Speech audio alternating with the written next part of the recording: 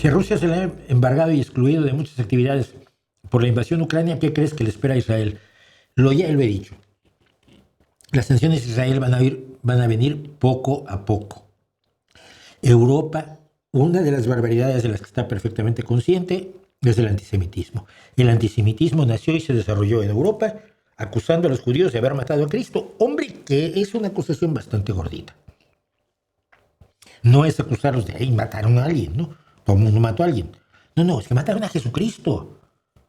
Y esa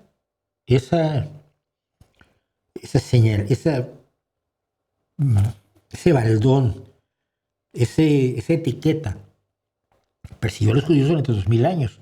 Y en Europa hay una enorme vergüenza por eso, salvo entre los nazis, pero que siguen siendo pocos.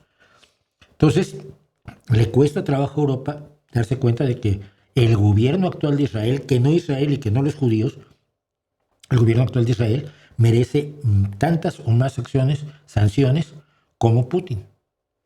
Pero las inercias diplomáticas son lo que son y sin embargo se van rompiendo poco a poco. Más europeos reconocen al Estado palestino, no a Hamás, que no hay que reconocerlo, más y más reconocen que Israel está equivocándose, más y más están restringiendo sus relaciones diplomáticas.